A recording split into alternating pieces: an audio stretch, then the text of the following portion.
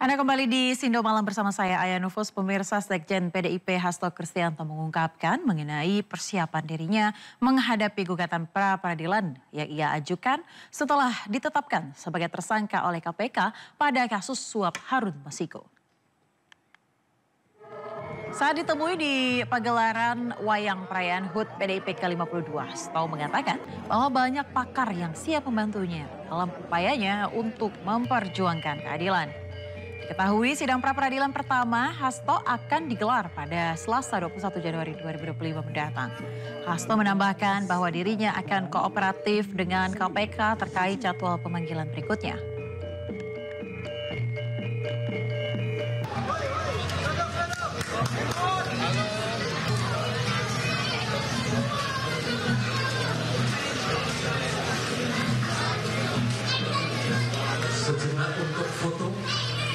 Penelusuran kasus buron KPK Harun Masiku memasuki babak baru pemirsa dalam kasus suap mantan komisioner KPU Wahyu Setiawan.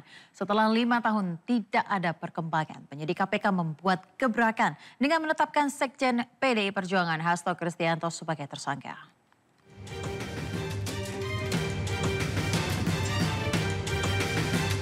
Kasus suap ex-kader PDI Perjuangan Harun Masiku memasuki babak baru.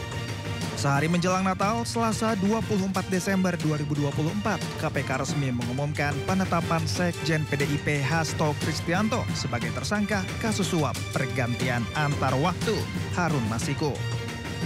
Ketua Komisi Pemberantasan Korupsi Setio Budianto dalam konferensi pers menyebut, Hasto secara aktif melakukan upaya menggagalkan Rizky Aprilia sebagai caleg DPR RI terpilih tahun 2019 menggantikan Nazarudin Kemas yang meninggal dengan suara 44.402. HK bahkan disebut membuat rencana agar posisi Nazarudin bisa digantikan Harun Masiku yang hanya memperoleh 5.878 suara.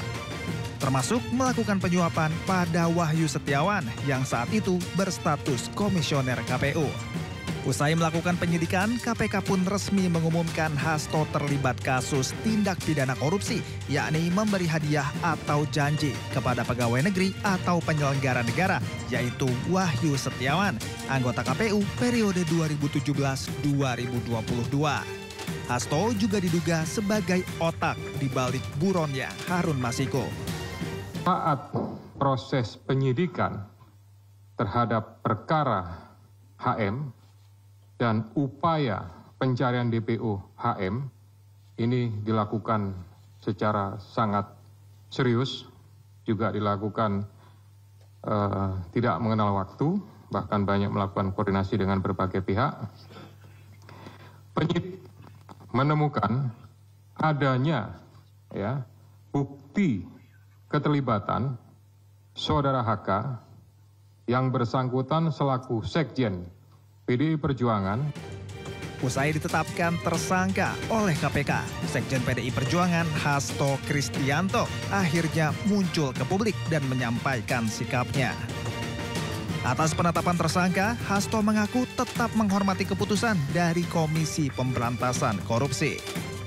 Setelah penetapan saya sebagai tersangka oleh KPK, maka sikap dari PD Perjuangan adalah menghormati keputusan dari KPK.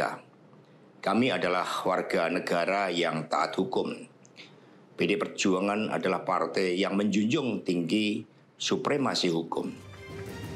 Menanggapi hal ini, PDI Perjuangan menyebut penetapan Hasto sebagai tersangka kasus Harun Masiku merupakan politisasi hukum. Kami menduga memang kasus ini lebih terlihat seperti teror terhadap Sekjen DPP PDI Perjuangan. Dan keseluruhan proses ini sangat kental aroma politisasi hukum dan kriminalisasi. Pencarian buronan Harun Masiku turut menyeret mantan Menteri Hukum dan HAM Yasona Lauli yang juga politikus PDI Perjuangan.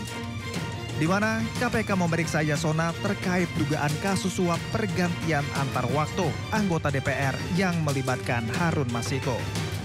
Saya mengirim surat permintaan fatwa ke Mahkamah Agung Ya, karena waktu proses pencalekan itu terjadi tafsir yang berbeda setelah ada judicial review, ada keputusan Mahkamah Agung nomor 57 ya.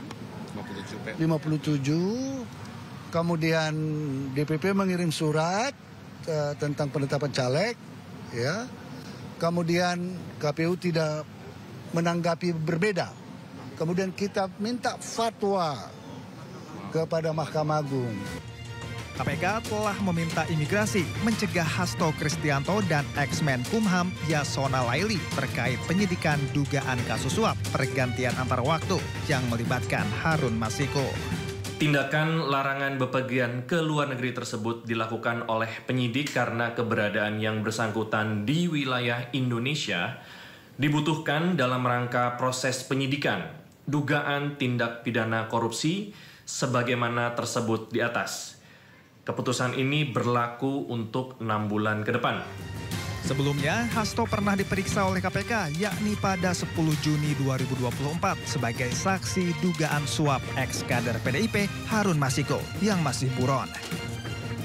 Dalam pemeriksaan ini, Hasto tak terima Kusnadi staf yang menemaninya turut digeledah penyidik KPK, termasuk menyita 3 buah handphone, kartu ATM, dan buku catatan miliknya. Hasto dijerat pasal 5 ayat 1 Undang-Undang Nomor 31 Tahun 1999 dan pasal 12 Undang-Undang Nomor 13 Tahun 2019 tentang tindak pidana korupsi dan pasal 5 tentang perintangan penyidikan. Tim Liputan, iNews melaporkan. Pemirsa, menanggapi isu pertemuan Ketua Umum PDI Perjuangan Megawati Soekarnoputri dengan Presiden Prabowo Subianto, Sekjen PDIP Hasto Kristianto menyebut Megawati akan mengatur pertemuan tersebut. Presiden kelima yang juga merupakan Ketua Umum PDI Perjuangan Megawati Soekarnoputri dan Presiden Prabowo disebut akan berkomunikasi langsung untuk membahas pertemuan di antara keduanya. Sekjen PDIP Hasto Kristianto menyebut Megawati dan Prabowo memiliki hubungan yang baik dan kedekatan ideologis. Namun Hasto mengatakan belum ada kepastian kapan dan di mana pertemuan tersebut akan dilangsungkan. Karena pertemuan tersebut akan ditentukan oleh Megawati yang akan berkomunikasi langsung dengan Prabowo.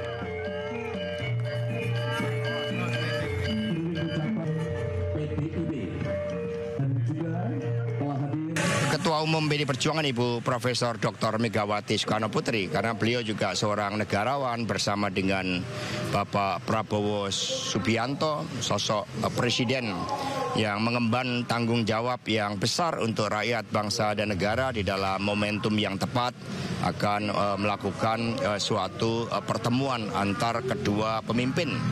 Karena rekam jejak sejarah kedua pemimpin tersebut sangatlah kuat dan akar-akar ideologis, titik temu di dalam mengabdi kepada bangsa dan negara, itu semua akan menjadi hal-hal strategis yang akan dibahas oleh kedua pemimpin. Tetapi nanti Ibu Megawati Soekarnoputri dan Bapak Presiden Prabowo yang akan langsung berkomunikasi berkaitan dengan hal tersebut.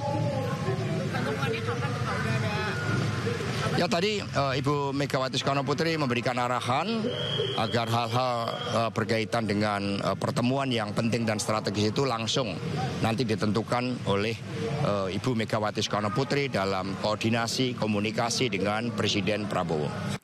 Presiden Prabowo Subianto pemirsa mengatakan bahwa dirinya menggandeng pihak swasta untuk menggarap sebagian besar proyek infrastruktur di tanah air.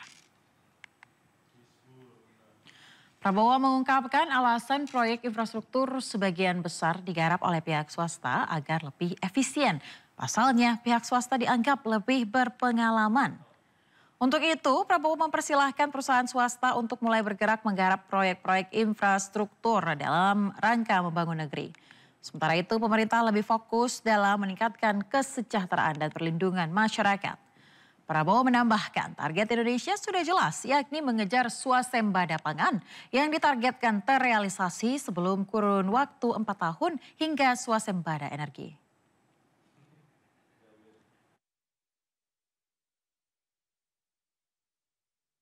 Proyek infrastruktur tidak benar, saya tidak menghentikan. Saya merubah. Infrastruktur akan sebagian besar saya serahkan kepada swasta untuk membangun. Swasta lebih efisien, swasta lebih inovatif, swasta lebih pengalaman, saudara-saudara sekalian.